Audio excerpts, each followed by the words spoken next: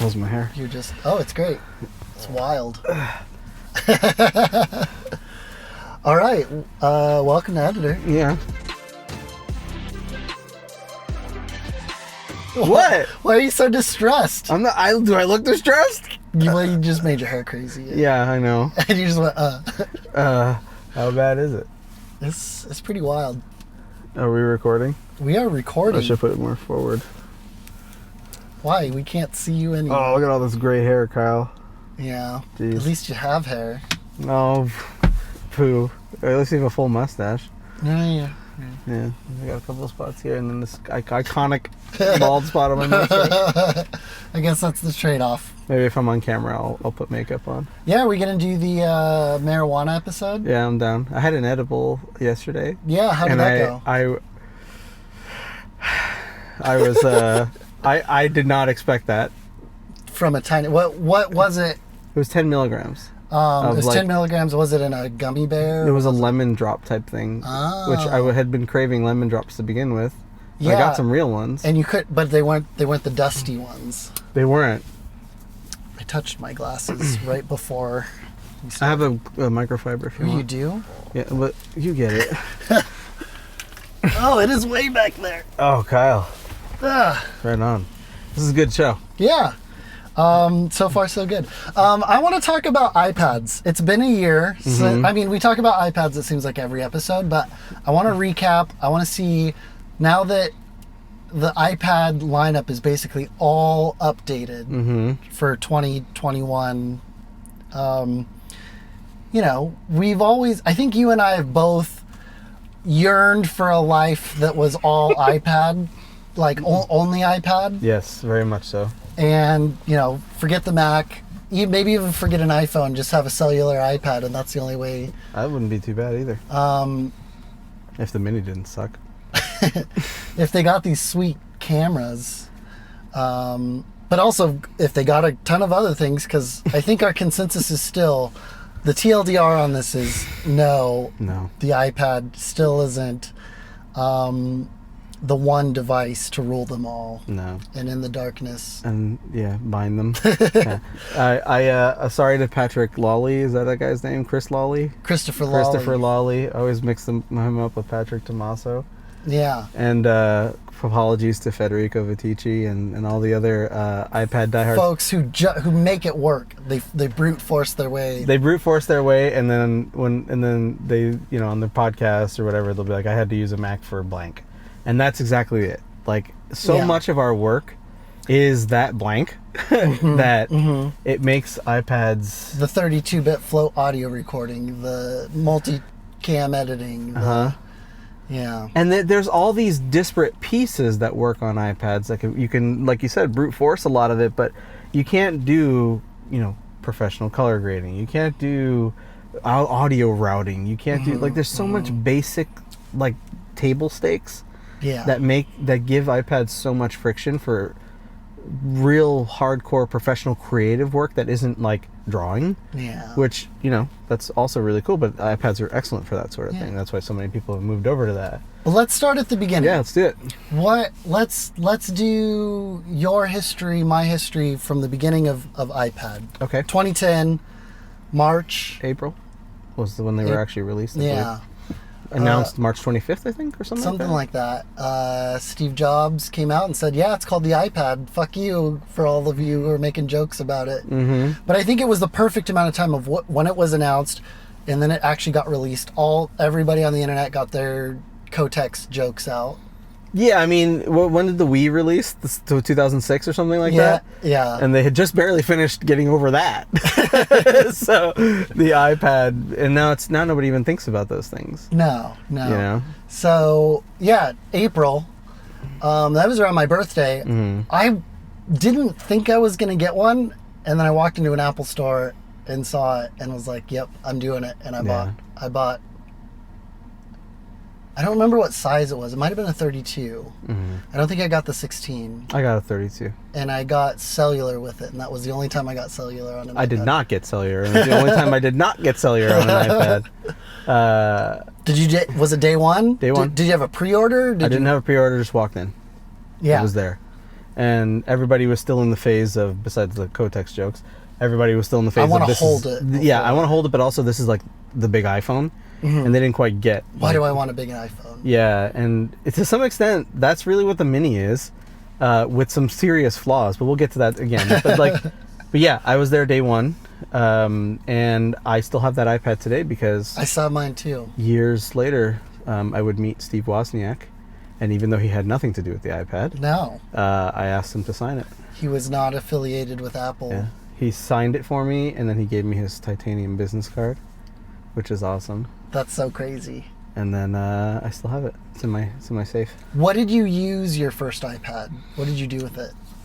One of the first games I put on it was like Words with Friends, and I played that incessantly. I played a ton of Words with Friends, and of course video and audio. Tons of YouTube. You know, lots and lots of the YouTube stuff. Yeah, I mean, it was basically a consumption device for me at the time, and I also tried. I had the keyboard, that weird the 30-pin vertical Doc keyboard. I had Connector it keyboard. too. Yeah. And I tried to make that a thing for me because I was really interested in the fact that, like, back in when I was doing the kind of work I used to do, which we can get into in some other episode, I was really into rotating my monitor to my display to portrait for writing, for documents, and for document review and document editing. And I was really into that idea for the iPad 1. So it was great. It was very vertical unless you were watching videos. Right, but the problem with that keyboard was it was too rigid. Yeah. And no angle. Yeah, it was just the angle that it was. And didn't work for me. Yeah, I got it as well, and I think I used it. I wrote like 2 papers on it for school. So I was still a college student at the time. So yeah, April 2010, I was the end of that semester, and then I had 2 more semesters after that. Really? No, 3 more semesters. I think I finished my master's degree by then.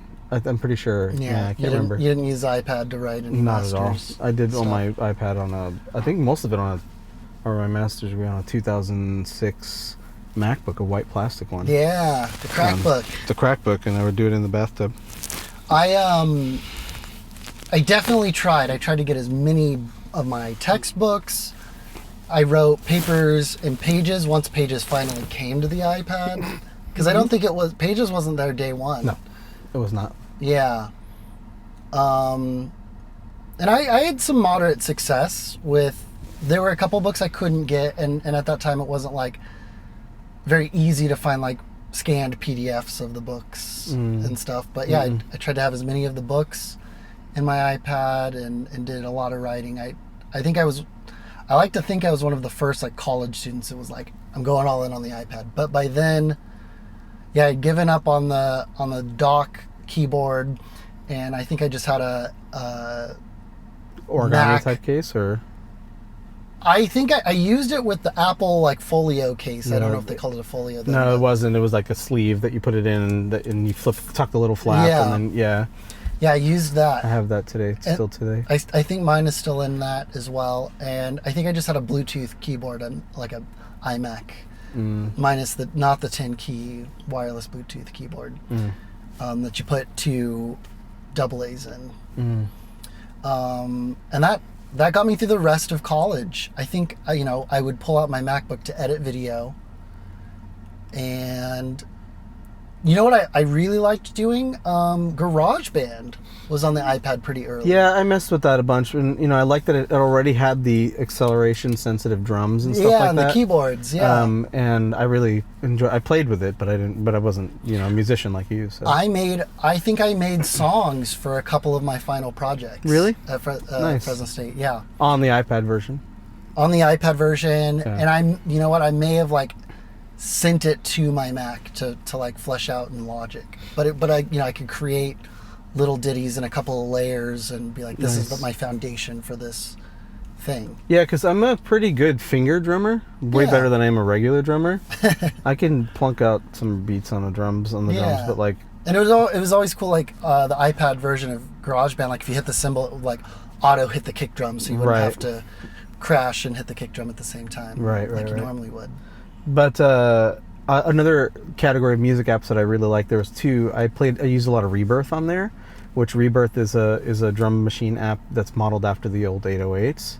Oh, so sequencer. It was a sequencer, but considered a drum machine, but I worked out like a sequencer. And then Rebirth I had it on PC back in the day, and you could skin it like Winamp, you know. But it was like such a popular app for me, and I really loved making beats on that. A lot of people to this day still use it, and in fact, that's what I think the people who did the React table. Are you familiar with that? It's a big. It's the only time I've ever seen it live was I watched Bjork, and she had a guy using it during one of her sets. But it's basically, think of like one of those big Microsoft tables. Okay. And it was a circular table. And you had all these cubes, like physical cubes that you'd hold in your hand. And on each cube was a different like waveform or sound or what have you. And whatever you put down, which you would see the symbol up, because it would be like, if it's up, then it's the one that's down. You'd put it down onto the React table, physically put it anywhere on the table, and it would create a node. And then you put another cube, and it would create another node, and link them. And then you can turn the cube to increase the amplitude, the tempo, whatever the cube did, pitch. You would turn it, and you would create all these combinations of sounds and synth sounds with all these different cubes, and it's called the React table. They also made a version of it for iPad. Cool. So Rebirth, React table, were both really fun, and then Smule made a lot of really cool music apps. I used to love Ocarina on my phone, play that. Listen to people, at least listen to somebody playing in like blow on the microphone. Yeah, and then but you would hear people playing live in like Africa, and it was awesome. Yeah, and then they had like the auto tune app. You could sing into your Apple headphones. Yeah, what was that guy's name? T-Pain, the rapper. Yeah. And now they run TikTok, so it's all good. So funny. They got bought by the company that I had no idea. I didn't know it. Smule got bought by the company that runs TikTok. I thought it was an Asian American guy who owned Smule at the time. I can't remember. It could be totally wrong about that too. Forgive me if I am. That's weird. And then camo. I like that it's different. GT it's just not my Mustang, thing. Yeah. It's like, but anyway, I really love their apps, and they had a really fun piano app.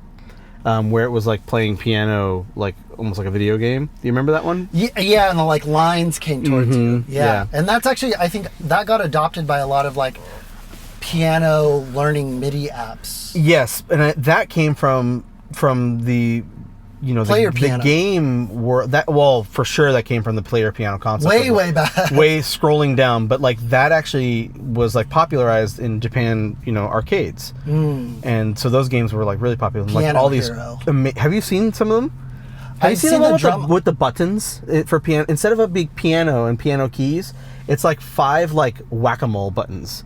And I can't remember what it's called, but dude, I've seen the ones that are like, it's like a rainbow and you've got to like hit them. Yeah, but not in front of you, but down below you. Oh no, I've seen the ones that are like, it's like above you. And the controls in front of you. It's like the big circle buttons. Yeah. And they're like half domes. Yeah. I've seen the ones where it's like, ergonomic instead of blocking you in the screen. But yeah, that game is amazing, and people, do crazy stuff with it, and like they play like a rack 6 or whatever on it, and like on 5 buttons.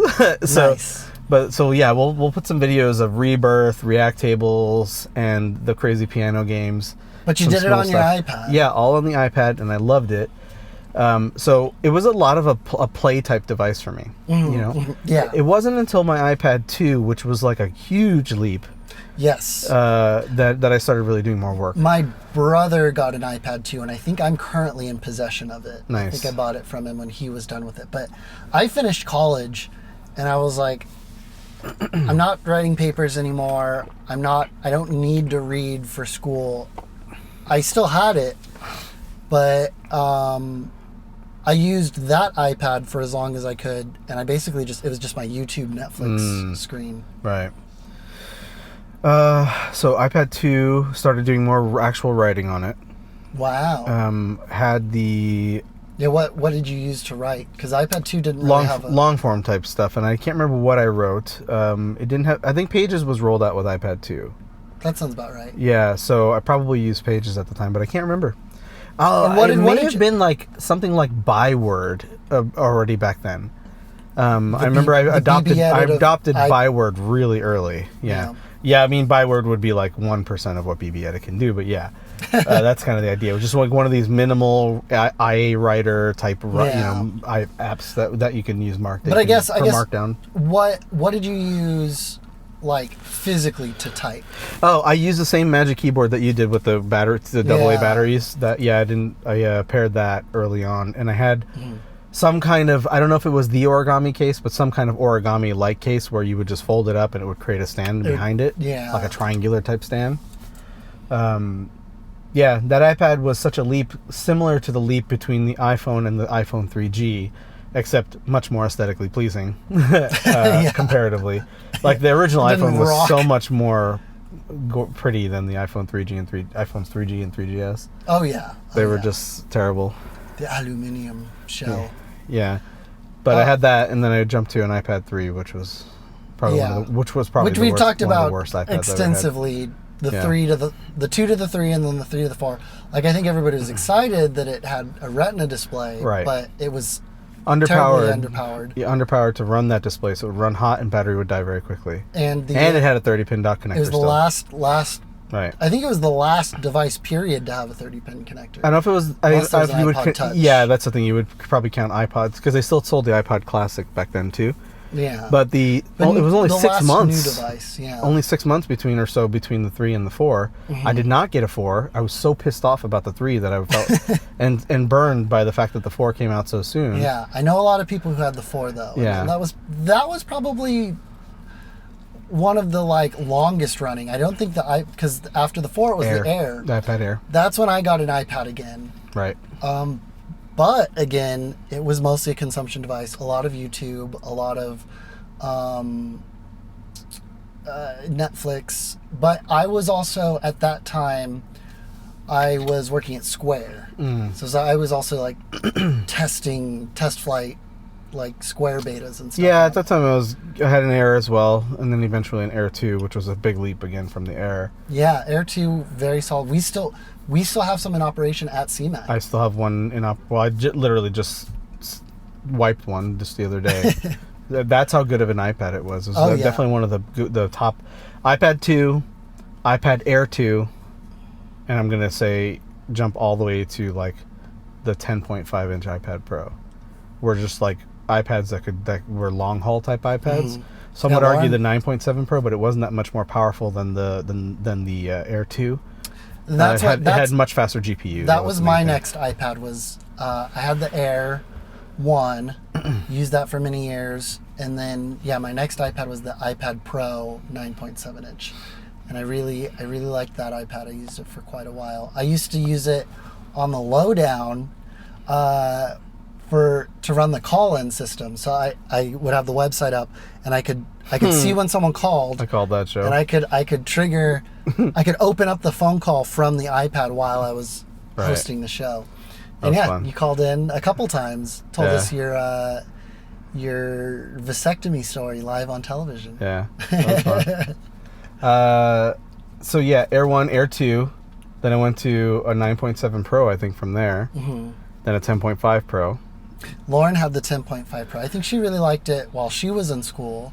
She used good notes, and I think she typed on the screen for the most part, but she did have a keyboard when she was going to do some long form stuff. Nice. Lots of good notes. Good. Lauren is who got me into good notes. But my 9.7 Pro and my 10.5 Pro, Elisa's best friend is using daily my 9.7 Pro. Nice. And Richard, friend of the show, still has my 10.5 Pro. And then my 11-inch Pro, my wife and I both got those, which both of our kids are still using from 2018. I'm still using mine. And it's still excellent. Really still one of the great iPads. Yes. But then you also got a 12.9. Yeah, I got a first-gen 12.9-inch Pro.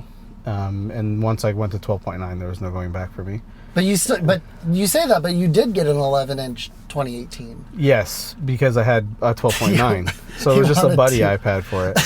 And that was the stupidest thing. Companion iPad. So I also had an iPad mini, and it was one of the, right when they first came out, because I was, and I was living in Palo Alto at the time, or Redwood City, and I got an iPad mini, and I thought, this is going to be the future for me. I was so fucking wrong. It was just like that one time when I didn't get the iPhone the plus size iPhone and I had to live with a regular iPhone 6 For another year. and then again with an iPhone 10. Those were horrible years for iPhone for me. Even though the iPhone 10 was a great phone, It's a great phone. the 6 was a terrible phone. They didn't have a big phone. They didn't, for the exactly. 10. I would have had to get an 8 Plus. Yeah. I would, yeah, definitely go with the 10 over the 8 Plus. Yeah, no question. But Cameras alone. So at one point for just you, not even like your family members, you had a mini, an 11-inch iPad Pro, and a 12.9-inch. No, when I bought the 12.9-inch iPad Pro, the 11-inch hadn't come out yet. Oh, that's right. Yeah, you literally the first version of the 12.9 with the home they button. had 2 generations of that. So it was like 2015, I want to say, or 2016. So it was the first generation of the big one, and then they did another one that still had the home button. It was basically the same body. Yes, and then finally they revolutionized it with the 11 and 12.9-inch 2018 third gen. That's right. And those iPads were they were probably the pinnacle for me. I mean, I'm still using the 2018s. Yeah. The 2019 or the 2020 rather were a little bit better. Yeah, basically the 2018 was so good, Apple didn't even Didn't come change out it with much. an iPad. Yeah. Well, but they didn't even come out with an iPad in 2019. No. And came out with the 2020 edition with even the that was LiDAR. very Again, similar. Very, very small updates. And then the 2021 obviously was a huge update. And I have For two the of those 12.9 now. though. Not Yeah. even the 11-inch from 2021. Well, 11 has still to got an 2021. M1, but the thing is, it didn't get the screen. Yeah. So the M1 is a big leap, but even still, it's not enough. So here's the other thing, and this is part of my why isn't the iPad your I have a feeling we're on the exact number same one device? page. Putting an M1 in the iPad, It didn't really leverage anything. There's nothing to leverage it. if you put a 2020 iPad Versus, and a 2021 iPad right next to each other in front of me, and said and especially the 11-inch, not even a 12.9-inch, it'd be figure out which one is which. I don't know if I could. yeah, because if you go, let's say you go to To export in stress LumaFusion, that's about the same. Yeah. You can't tell by the screen. You can't tell by the performance of the OS by zipping around the OS or browsing. They feel very much the same. For me, the screen I could tell quite a big Especially difference on the 12.9. And then of course Thunderbolt 4 is transfer very, speeds. very useful. Yeah. And I've been, benefited from that several times already. But and then also the storage space. So 2 terabytes is actually. I remember That's Chris Lawley had tweeted, "I wonder if I'm the first to use 1.79 terabytes on my 2 terabyte iPad." And I was like, "Dude, no, I've already filled and wiped mine. Yeah. and I have 2 of them." It's like, but you also have a Sony Alpha 1. Yeah, and an R4, yeah, and with then huge stills. yeah, and then plus already half of it's filled with onboard movies and stuff like that. So it's easy to fill it up. It's Did you send him a super easy. screenshot No, I like shouldn't have. 1.9? I should That have. would've But been I was funny. already flexing like an asshole. But he was too, though. Yeah. So it He was flex for a flex. And honestly, he does do a lot on an iPad. He's one of these guys that is the pinnacle of what you can do with an iPad. He's in the 1%, and very much an evangelist for it. Very much an evangelist for something like the Mini. Yeah. I really appreciated Eric, 75-time Emmy-winning, award-winning DP Eric Nasso. Down in San Diego, had tweeted that he loves his iPad Mini. On his desk and stuff like that, and it made me happy because people do benefit from it.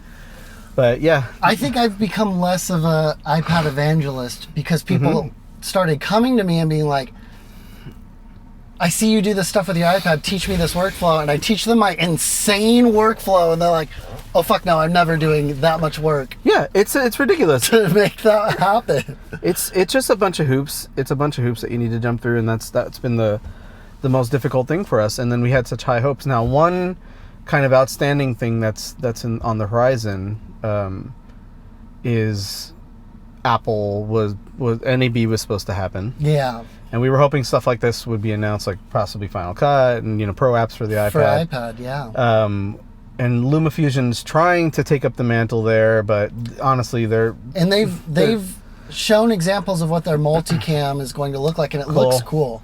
Cool, I guess, but there's still a lot of stuff missing. I need compound clips. I need I need better audio. They added VST audio plugins, but they're a pain in the butt to install. Mm-hmm. I need third-party video plugins. Mm-hmm. Like if it could adopt some sort of like Final Cut thing, but that's my main workflow that's keeping me on the Mac. I need DaVinci Resolve on because like I would learn it so much faster if it were on an iPad. Like you give me like a fake version, like the RE Alexa simulator, but for DaVinci Resolve, you know. DaVinci Resolve simulator. Yeah, that's Is what my I need. iPad or iPhone still recording? That's I'm always wondering if your Yeah. if your iPhone's running. Yeah, Because just gotta check. But yeah, so what am I doing with my iPads these days? It's a transfer device. Like I had to use it as a NAR box today. Yeah, your NAR box got stuck in a boot loop. Yet again with the boot loop. By the way, so people who are interested in a NAR box 2.0, I don't recommend that device. Not today. Not anymore. It's 2 years old. Yeah. It was kind of cool when it first came out, but the internal It would drive be cool is now slow. if it could do what it says it's going to do, which is like start up. You know, for Yeah, example. it has like an Intel i3 or something in it. Yeah, it's an i3. So the boot loop issue is a known common issue, according to my dear friend Will at Narbox, who's been the representative that is like putting up with you. putting up with me. I've been nice to him. The nicest you've ever been to a service representative. Yeah, according to Mark, anyway. He told me, yeah, basically when you start up the Narbox, it's very easy to corrupt the file system. Yeah. And what you do is, it's just like a table of contents for the most part. What you'll do is restart, or when it's stuck in a boot loop, it still projects its Wi-Fi. And actually, when you saw the Wi-Fi, it had actually done a boot. Yeah, otherwise, it did finally boot up. Yeah, which is nice because I've left it for running for overnight and it never booted up. Damn. So, yeah. Also, I think it has to do with something with power. If it doesn't have enough voltage or when something. it's plugged in or not plugged in, notice that when we unplugged it and I said forget this thing, then it finally booted. But I've noticed that while it was plugged in. Yeah, I've noticed that. But then again, I've had it off the power and boot looping until the battery died. So I don't know. It's not a great device. It's a little slow. I use an external drive with it, and it's way faster, thankfully. Yeah. So when you plug in your like SanDisk or Samsung SSDs. Sony. Oh, you mean the SSDs? Yeah. Why would I do that? Well, oh, you're saying the SD reader. Yeah, I use the external reader for those drives. I'm thinking like the internal drive, the SSD inside. When you said that, that's pretty fast. You made me think like, oh, the SSD inside of it is slow. You need to plug in a separate external outboard. No. But it's the SD card reader that you need to. The SD reader is slow, so I usually plug it in external. What's nice is it has two USB-C ports. One can be used to power it during any kind of transfer or anything. The battery dies pretty quickly. And I can dupe to an external SSD, which is really nice. See, that's what I was thinking. So dupe the card to the NAR box and then dupe the NAR box to an external SSD, which is really nice. But even doing stuff like formatting it, you can't like just like format it because the whole OS has to be on the drive. Right. It is a little computer. It is, and if you format it, you erase the OS. Yeah. You could plug it into your computer and treat it like a hard drive, but then you can ruin it really easily. The operating system. Your phone keeps wanting to like take a picture. Why does it turn on? Oh, it's because your watch is still doing Oh, you know what? Now that I think about it, I should also put my phone in 24 frames instead of 60 frames. That'll give me some more space. I'm always recording in 60 frames. Yeah, and there you go. There we go. Now I can can I even start it?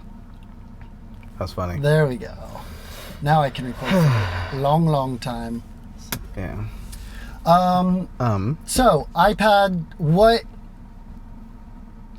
Oh, and using the NAR box with the iPad sucks too. The app sucks, all that sucks.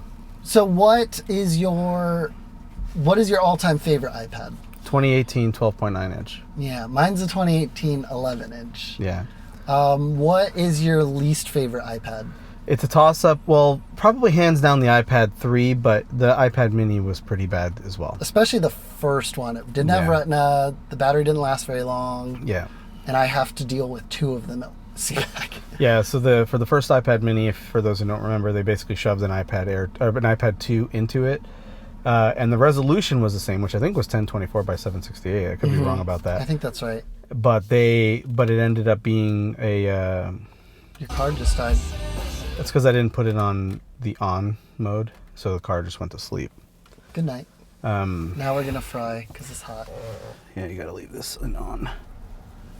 Oh, we can put it in dog mode. I mean, it's the same thing. There we go. Yeah, there we go. Okay, so those are our iPads.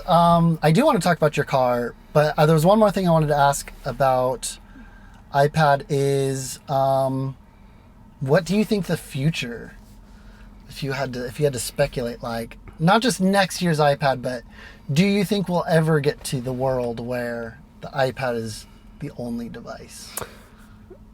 No, not as far as we see it. I think we would see the iPad as we know it disappear before something like that happened. For an entirely new category of device. So something I think the iPad is going to get cannibalized by the Mac. Yeah, it's basically it. And I would argue that it's possible that when we start seeing some kind of combined device like that, you know, or some kind of like integration of them, where Apple maybe will be more interested in modular systems, which I doubt anytime soon. Yeah. But this is again infinite timescale. They may not have a choice. You know what I mean? So, yeah, I think we would actually see the end of Mac OS as well, roughly at the same time. For something. Yeah, and possibly even the end of the Mac line.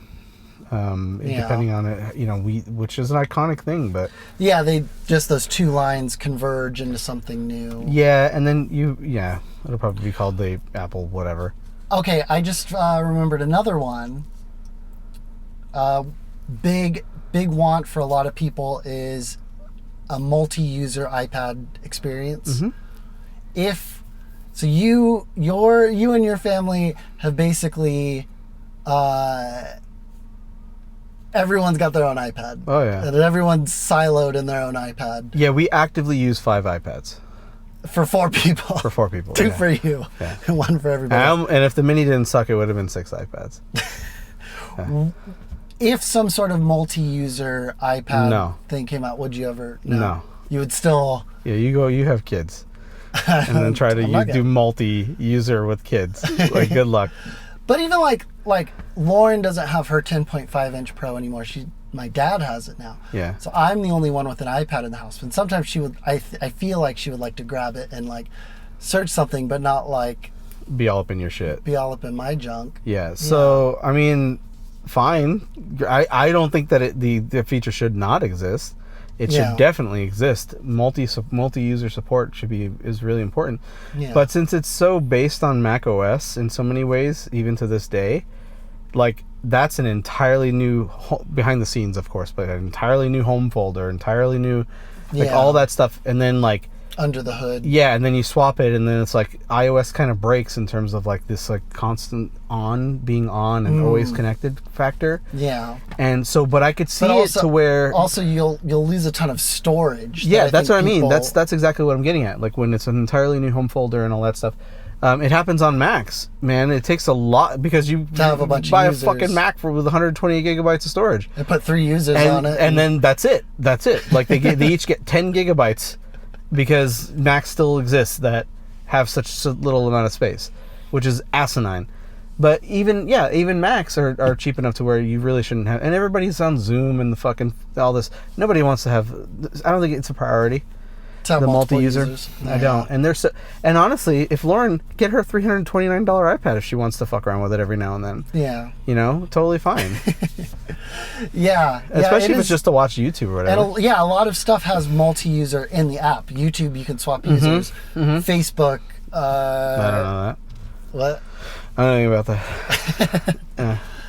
All of the Google apps, you just log in all of the users and then just swap them. Although they're not password protected is the trade-off. Yeah, you'd have to sign out every time to make it password protected. Yeah. So yeah, I mean, it's just not feasible anytime soon, or a priority. I don't think Apple, like, why would Apple do that? It's just like even the Nintendo Switch supports multiple users, but then like does everybody have to have their own, like a game. the I download apps the and game, but games then you Lauren can't has use it access and to it. Yeah. yeah, it's real hairy. Like Nintendo and Apple historically have been really poor at multiple users. Yeah. And that experience. Like, I could see some sort of like you have to be in the same iCloud family to be in, and that so that the apps Right. translate over and not break that. But if you aren't in the iCloud family, you don't have access to Right. even the like cross apps across the computer. Weird.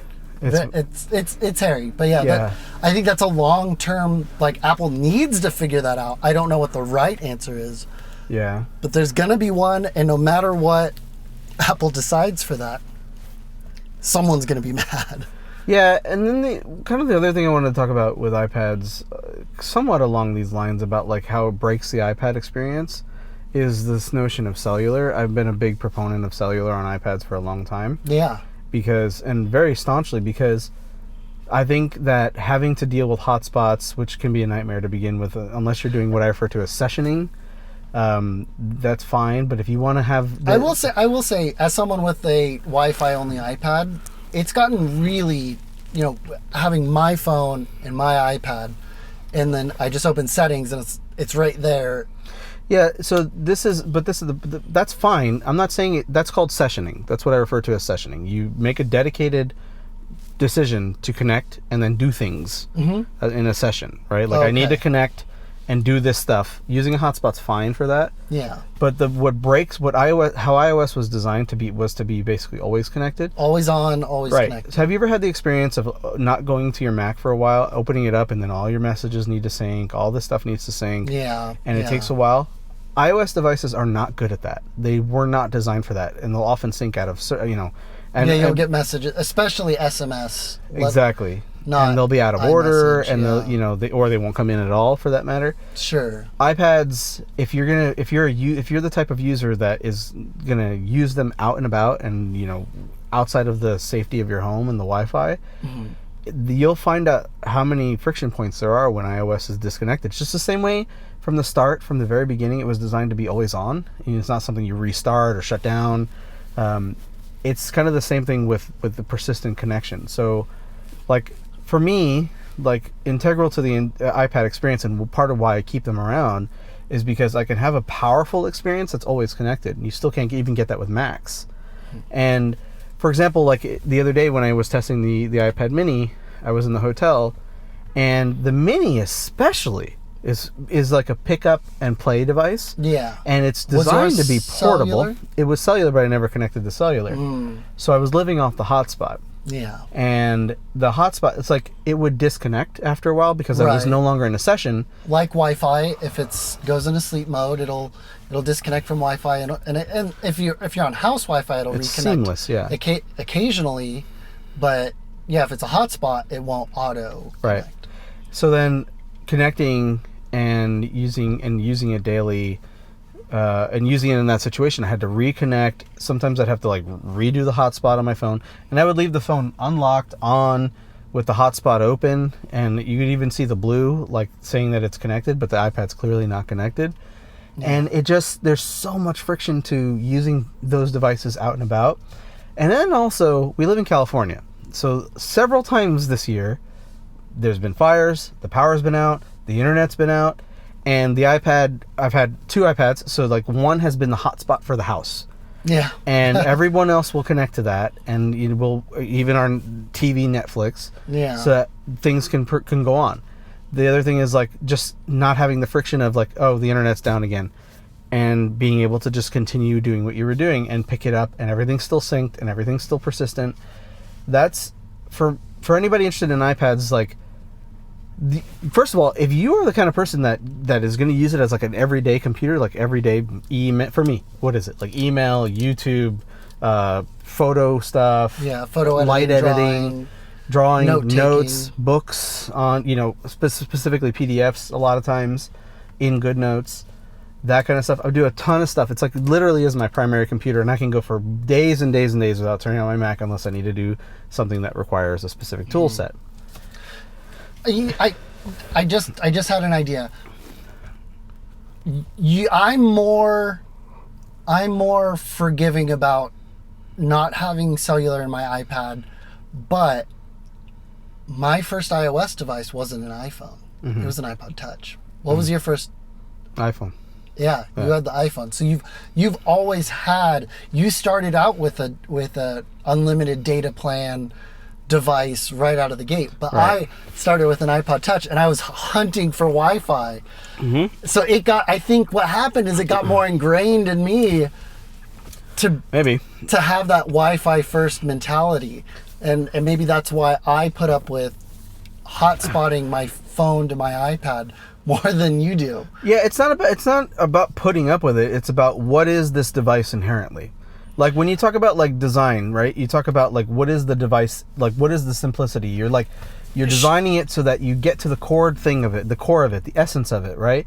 Not so oversimplified that it's minimalist and dumb, like with most of these fucking new Apple design decisions that just hide shit away in a menu, and then the menus get bloated, and then the menus are bloated, and then it's like less usable, less accessible. Sure, I mean it's the same thing. You're thinking of it on a holistic Apple design. I'm just saying our individual experiences. I'm thinking of the micro, you're thinking of the macro. Yeah. I'm just saying you have these feelings and that they're guiding you to those macro feelings because of your micro experience. Yeah. So, I mean, I'm fine. I'll even take that at face value, but I'm saying like when people get cellular on iPads and they realize how much better it is and then they stop having it, it's usually pretty jarring. Like yeah, you could be like, oh yeah, I don't mind. I don't need like Siri to turn on my fucking light switches, because I can get up and turn them on. Yeah, and in fact, that's a lot less friction actually than dealing with personal hotspots. Yeah. So, or HomeKit for that matter. so, like it's the same thing. Like if it was persistent, that would be one thing. The other thing is it jeopardizes your phone. It monopolizes your phone, and more specifically, actually. It makes meaning your you're burning more battery. You have to keep the screen on more for it to be persistent. Ideally persistent, even though it should work with the screen locked. That's what I mentioned earlier. It will disconnect faster. It's been a better experience in the last 2 or 3 years than ever before. With quickly connecting without needing to turn on my phone. It's sessioning. And then especially when it appears in the menu as like one of your devices that you can quickly connect to without having to do anything else. Yeah. Put in a password or anything. It's gotten better, but if it works.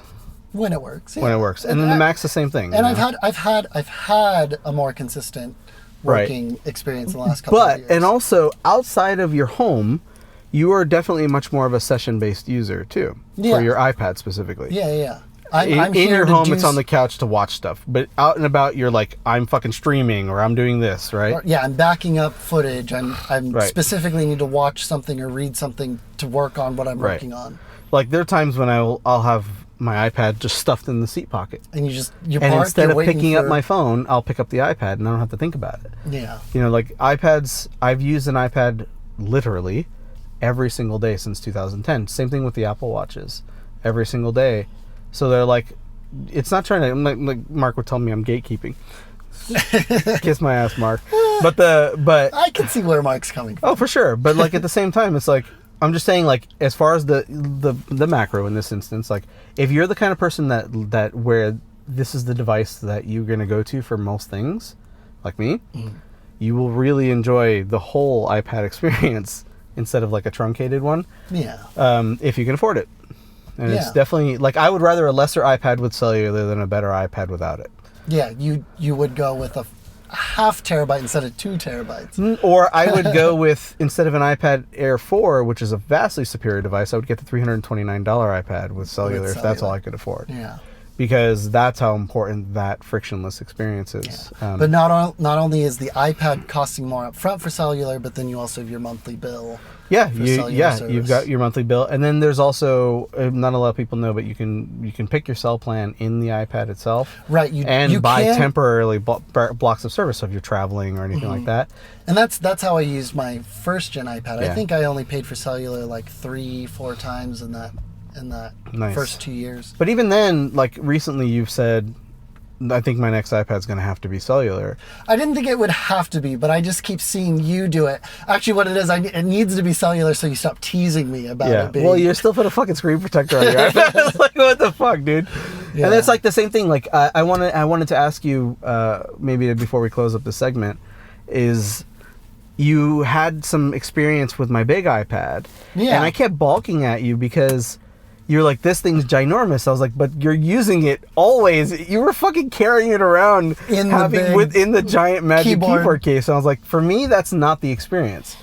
I rarely have cases on my iPads at all. Like, but I also knew it wasn't my iPad. Yeah. It was your I iPad. didn't care. I need it. You need to be free. I also think you were hoping I would break it so that you could do an Apple Care replacement. I was. He's nodding his head joyfully, gleefully. I put my iPad on the edge of the banister today specifically See if it would fall. No, it's safe. But yeah, that doesn't bother me. I don't baby my iOS devices in any way. No. That is a super luxurious way to think. Like it's a nice problem to not have, but it also is like it allows me to kind of get the most out of them.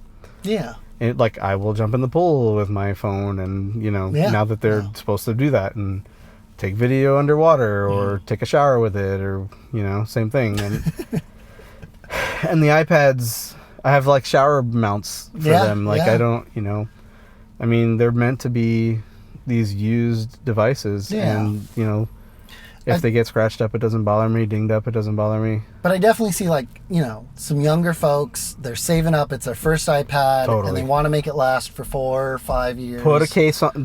I'm not even making fun. Put a case on it. Put a screen protector on it. Make it last. And make it last. Like it's if that's the case, no pun intended, then absolutely do that.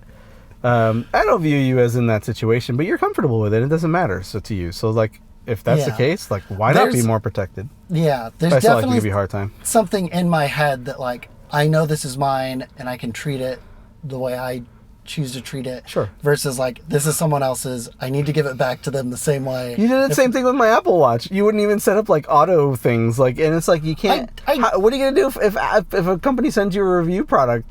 You gonna baby it? Like, fuck that, dude. No. If GoPro sends me a GoPro, I'm gonna throw it off a roof. Yeah, but that's GoPro's GoPro. That's a faceless company. Yeah, you gotta do it. But it was yours, and I knew I was giving it back to you. You gotta live and breathe. You gotta live and breathe the device. I know. I feel like Lauren's cat did it. Still accidentally chew up the corner. Yeah, of your ate my magic keyboard.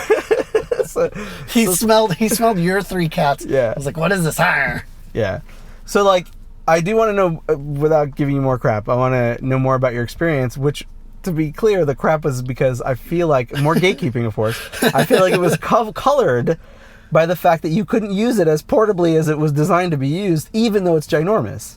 I appreciated the new screen. I really liked the mini LED. Sure, I could see blooming occasionally, but every night. I think it drives me nuts. The color rendition and the contrast range from the darkest darks to the brightest brights when watching something that wasn't just white text on a black screen was great. Yeah, and also you keep saying contrast, which is true, but also you say enough about the saturation of it. The colors are significantly more saturated. So yeah, that was maybe the thing. If I was watching a movie that I hadn't seen before and I didn't have any preconceived notions of, or photos I was trying to edit, it was fine. But yeah, coolness, contrast, and saturation are all bumped up. I would like them to be more in line with the iPhone. And agree. And I know this is more of an iPad episode than an iPhone episode. I've noticed that they were this LTPO screen that they have on the low iPhone. Temperature poly whatever. I can't remember what it is. Yeah. OLED. Yeah, the OLED screens on the iPhone 13 Pro and Pro Max don't seem to be as different.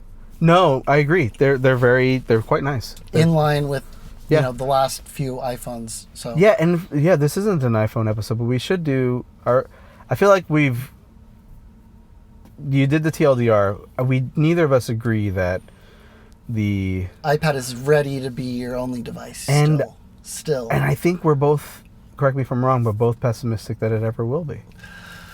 Until the merger of the iPad and the Mac, or whatever that next thing is. So this is an infinite timescale prediction. Like, it's like, as John Syracuse would say, like, on an infinite timescale, possibly this will be a device that people use. But then, like, if you put an unlimited number of monkeys typing Shakespeare, building future iPads. Yes. You'll eventually end up with a random distribution that equals, The perfect Macbeth. the perfect iPad. Yeah. With all of Shakespeare's works in it. Yeah, but I know you want to talk about the car. Yeah. But I want a quick update Yeah. on iPhone 13 Pro Max. I'm really, really enjoying it. Me too. I wish It's I more of wasn't. an upgrade than I realized. Yeah. Someone said, I think the 12 to the 13 is a bigger update than the 11 to the 12 was. The 11 to the 12 was the body, and the body was a great physical I think upgrade. I agree. But under the hood, the combination of the new hardware, especially in the cameras, but also the screens on the Pro, and the software updates from iOS 14 to 15. You're missing the one big thing for me too, which is battery life.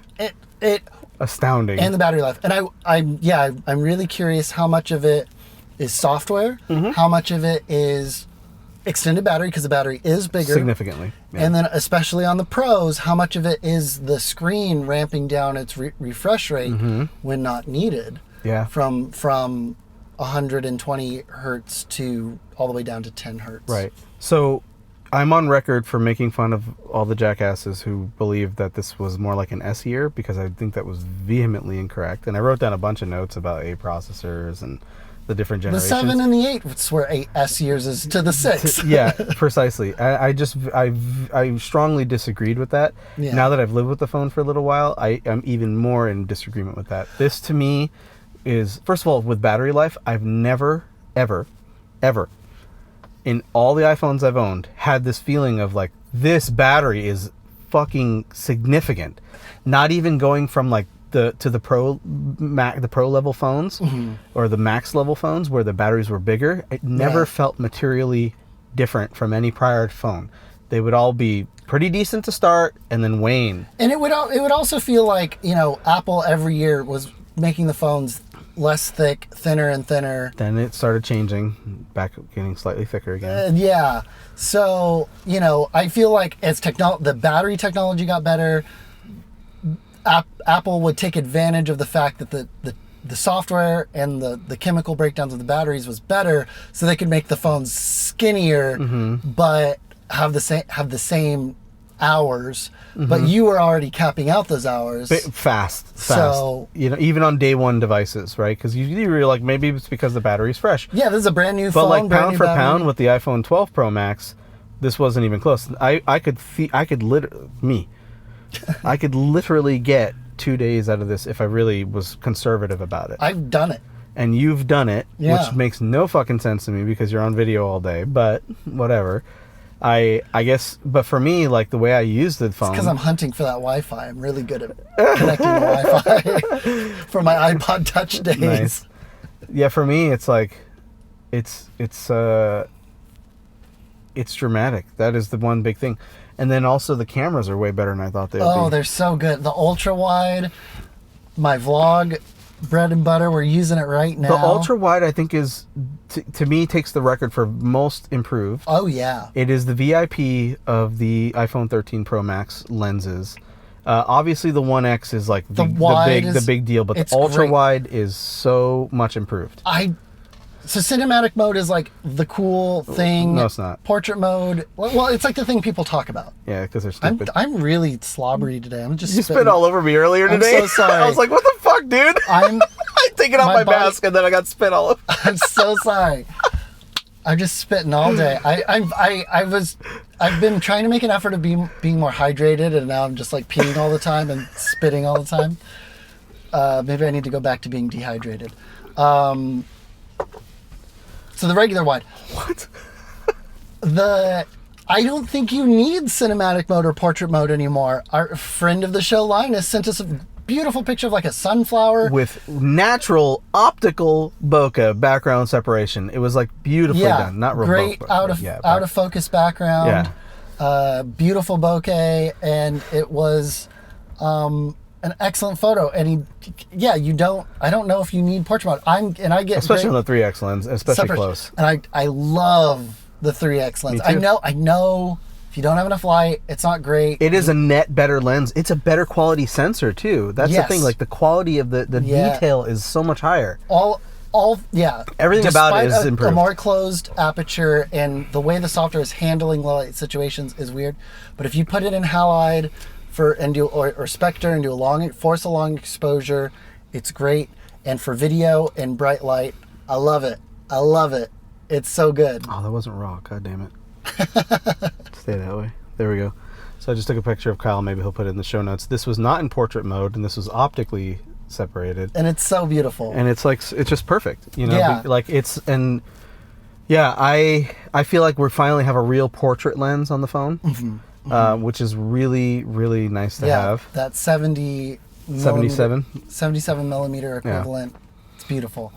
I still want an R5 to replace my EOS R, but I think there will be even more situations where I don't think of grabbing my mirrorless camera. And then the last thing I want to talk about is I did a little macro test. I posted the wrong photo in one of them, but that's besides the point. Either way, they're all fucking deleted because my tweets automatically delete, so you can not find it anyway. But either way, I did a macro test using 12 Pro Max with the 2.5 times zoom or telephoto just straight up, which is a very significant minimum focus distance, probably around 1.5 feet. Then going to the 3x. Rather than 12 Pro Max with the 10x macro lens from Moment, which is quite nice because you get real optical separation. And using that on the 2.5x lens and on the 1x lens on the 12 Pro Max. So what does that look like? And I think those look best actually.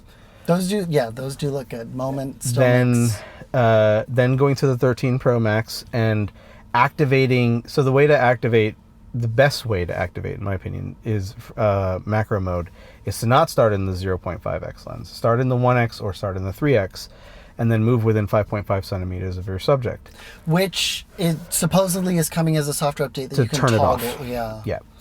Also, and so you have, if you move within that range, you can actually see it reframe. It will shift, and you will actually see a color shift as well, because the colors are not the same on all the sensors, which is interesting to see. You'll see it. You can see it live. It tends to be more along the lines of the red, so it's probably that R channel more than anything else, or however they're debayering it. But that could be probably changed to make it match better. Yeah, but that's software. Exactly. But so you'll watch it change, and this works from the 1x lens and the 3x lens, and I compared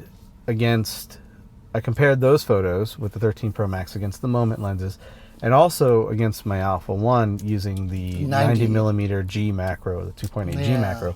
And those photos were vastly superior. And the Moment is still superior to the macro on the built in on the phone. Totally. But I have it. It's always in your pocket. Yeah, and I was astounded by the minimum focusing distance, which they say is 2 centimeters, but I got a little closer because the centimeter count goes from the sensor plane, not from the Sapphire. Exactly. So you're actually significantly closer than 2 centimeters if you look at it, well, relative to 2 centimeters. Sure. 1 centimeter is literally 50%. So it's like a significant distance closer. So it's phenomenal how close you can get. Yeah. Having that in your pocket, I can't emphasize this enough. Like if you're a 13 Pro user and you have macro feature, having something like that in your pocket is something you should definitely play with. Very cool.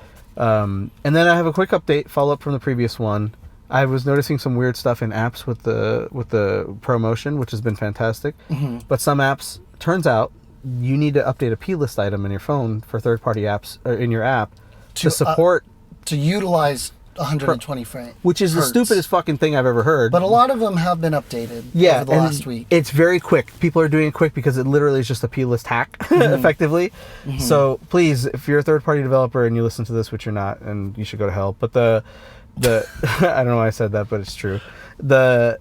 Then please update that little thing in your app. I have no idea why, but a ton more apps just in the last week. But it was super jarring at first, and now I've noticed it's going away a lot more. Yeah.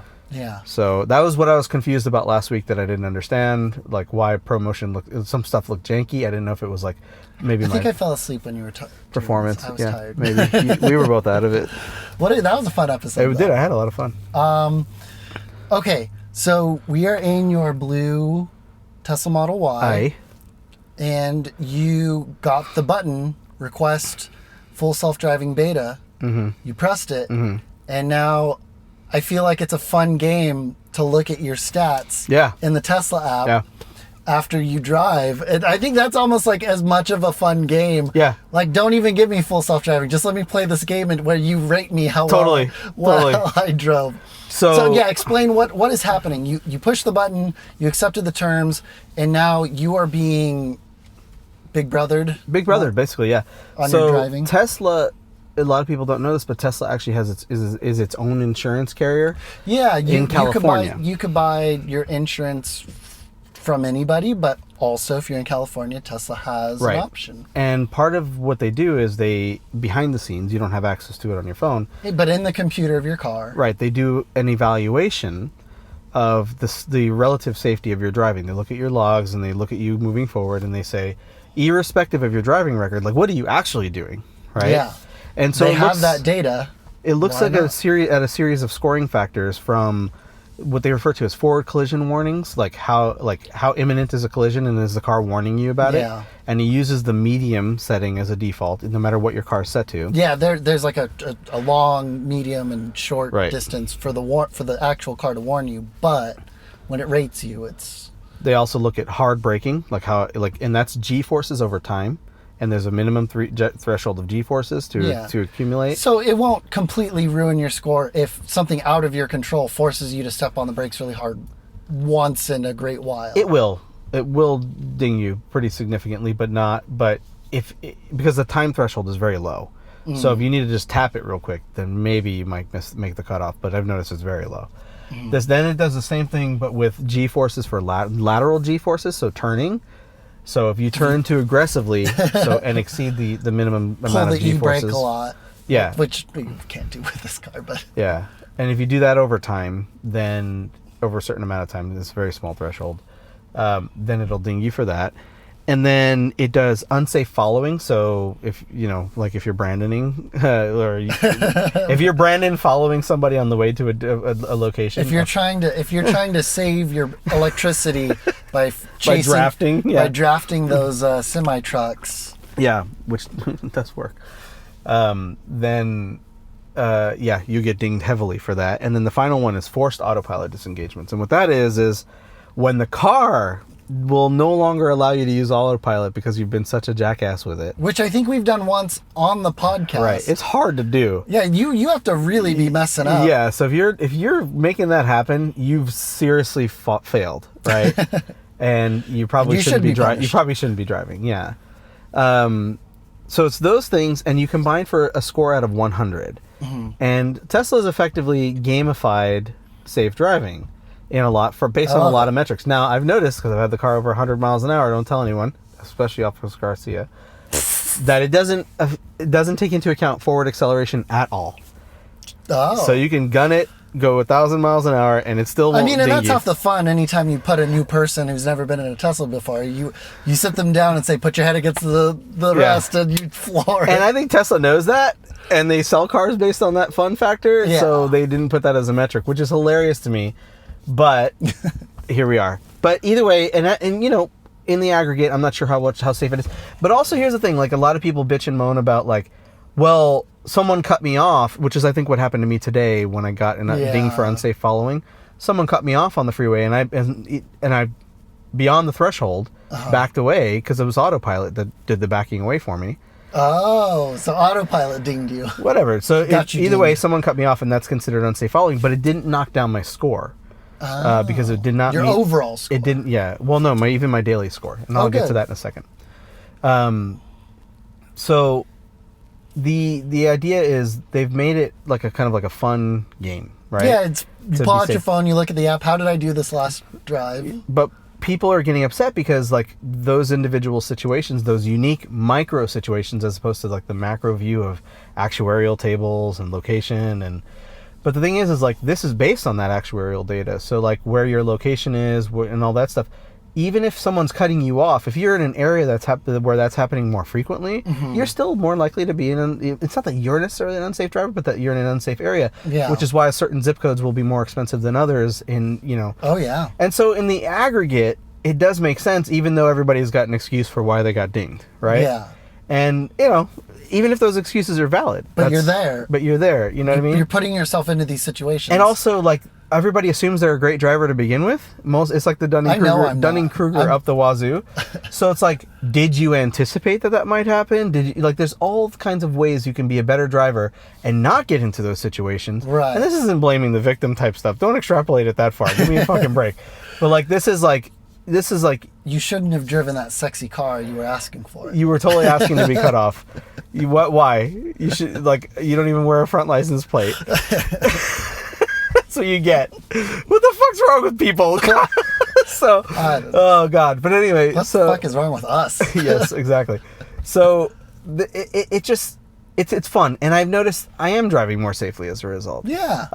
I'm more cars need this game. They do. So my first day, I had a lot of fun going downtown Los Angeles. You hit the button while you were in which is the stupidest thing I should have done. You should have waited till because I was going to the Alamo Draft House, which I didn't talk about yet, and which was like mind blowing.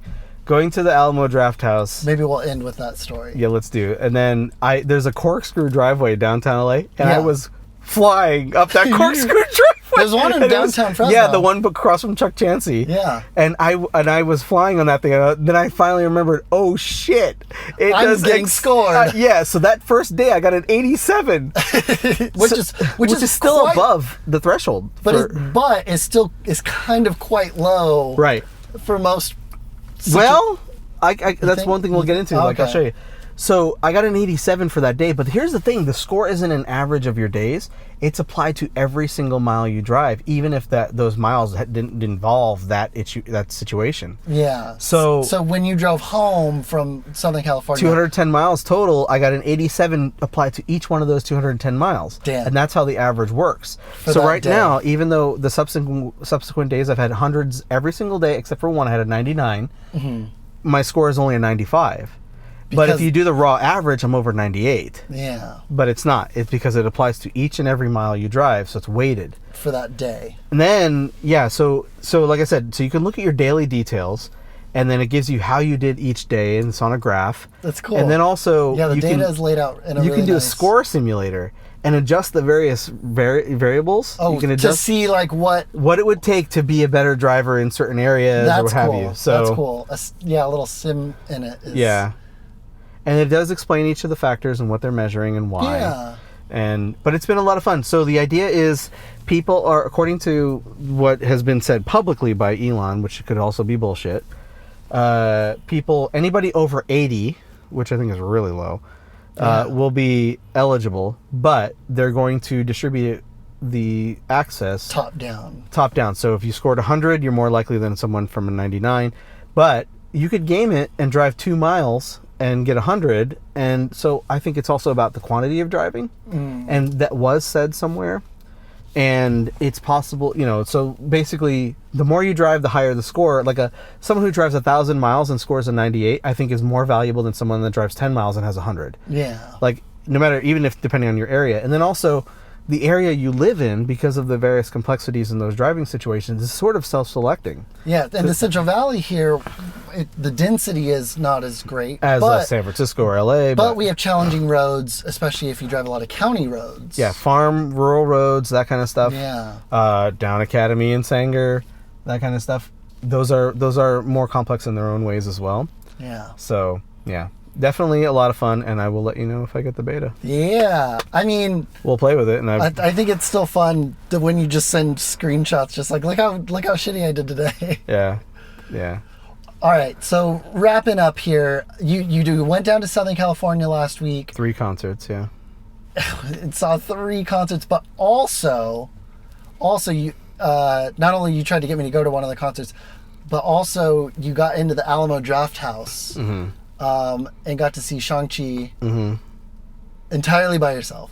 Yeah, it was amazing because so jealous. Yeah, I went back to the Hollywood Bowl, saw St. Vincent. You had just gotten back. when we recorded Yeah. the last one, right? Right. St. Vincent, James Blake. And then I went back on that Tuesday, and I went to another concert in a different place. But I noticed that I've been wanting to see Shang-Chi for a long time. Yeah. And I noticed that the Alamo Drafthouse is pretty near the venue that I was going to, which is called the Lodge Room. Saw Aruj Aftab, amazing show. Highly recommended. Amazing. She was brilliant. Jealous. Beautiful and brilliant, like just incredible. But anyway, so I went, you select your seats in the Alamo Drafthouse. In the app or in the website? app. And there was only one person, me. I selected the only person. And so I get to the theater, and like, maybe this held up. And it would have been cool if it was like 3 or 4 more people. But no. I was the only person. So I had a private waiter, perfect sound, perfect seat, perfect location, like 0 interruptions, like exactly.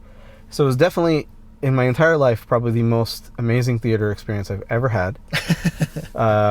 First of all, the Alamo Drafthouse is cool. I'd never been. Yeah, it's still on my to-do list. And it's definitely worth it. We should definitely get out. Maybe we'll go to see The Matrix there. We'll take a trip to downtown Los Angeles, and we'll fuck up my score and go see The Matrix. And we'll just us. And just us.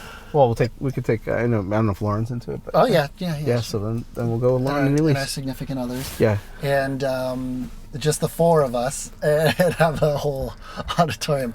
Lauren's brother wants to buy out an auditorium, and he's gonna see if he can do the local IMAX. Nice. For Dune. Dune, nice. Yeah. Have you? I'm on full media blackout. I've seen the original, read part of the book. I didn't finish. I've seen parts of the original. But yeah, full media blackout for that too. I've seen some stuff. I saw that first teaser.